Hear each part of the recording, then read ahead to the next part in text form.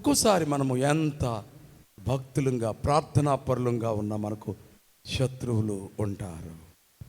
ఎవరా శత్రువులు? భక్తి పరులకు భక్తిహీనులు శత్రువులుగా ఉంటారు.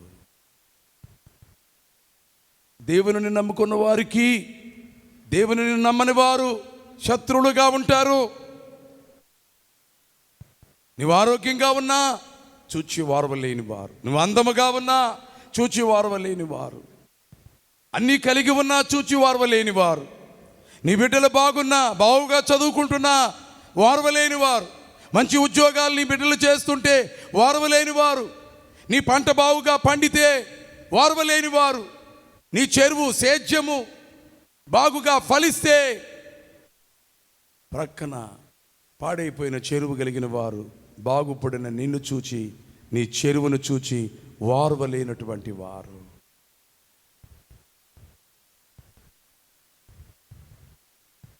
పొలాలు సేద్యం కాలువల మీదకి వెళ్ళి కాలువలో కట్టు వేసి చేపలు పట్టుకుంటారు. చేపలు పడితే చేపలు పడని వారికి వారవలేకపో వాళ్ళకి ఎక్కువ చేపలు పడుతున్నాయి. నాకు ఎలా పడట్లేదో వారికి కూడా పడకుండా ఉంటే బాగుండని అనుకునేవారు కొంతమంది ఉంటారు.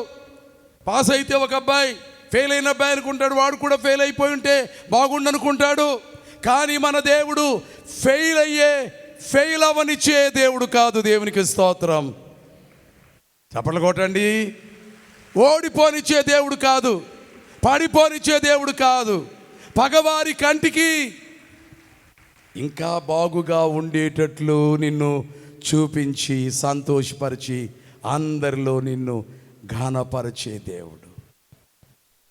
అయితే శత్రువులు నీ చుట్టూ ఉంటారు. సైన్యం వచ్చి దాడి ఎలా చేస్తుందో శత్రువులు ఎవరు? ముందుగా నీ ఇంట్లో వాళ్ళే శత్రువులు అయిపోవచ్చు. ప్రభు చెప్పిన మాటదే, మీ సహోదరుల చేత మీరు ద్వేషింపబడుదురు.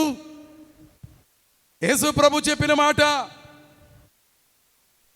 మిమ్మల్ని న్యాయాధిపతుల ముందు కోర్టుల్లో లేని నేరాలు మోపి నిలబెడతారు. కడకంటున్నాడు, మీరు అందరి చేత ద్వేషింపబడుదురు. అయినా మీరు భయపడకండి, ధైర్యం తెచ్చుకోండి, మీ తలలు పైకెత్తండి, మీ విడుదల సమీపముగా ఉన్నదని యేసు ప్రభు మాట్లాడుతున్నాడు. అందరి చేత ద్వేషించబడినా కానీ నిన్ను ధైర్యముగా ఉండమంటున్నాడు ఏంటి నా దేవుడు? తల పైకెత్తమంటున్నాడు ఏమిటి? నిందలు అవమానములు స్నేహితులు ఏమవుతున్నారు, ఇంట్లో వాళ్ళు ఏమవుతున్నారు, సమీపస్తులు ఏమవుతున్నారు, ఊళ్ళో వాళ్ళు మోపుతున్నారు. కానీ నీవు క్రిందకు తల వంచుకుంటే ఇంకా నీ తలపైకి ఇంకా ఇంకా ఇంకా అవమానములు మోపుతారు, నిందలు మోపుతారు. తలపైకెత్తి కందులెత్తి చూడు. కొండలతోటి నా కందులెత్తుచున్నానని సహాయం కొరకు నీ కందులెత్తి చూచినట్లయితే దేవుడు నిలబెడతాడు. అందుకని అవమానములు, బాధలు, నిందలు అనుభవించిన వారందరూ ఈవేళ తలలు పైకెత్తి, గుమ్మములారా మీ తలలు పైకెత్తండి, పురాతనమైన తలుపులారా మీ ద్వారములు తెరవండి.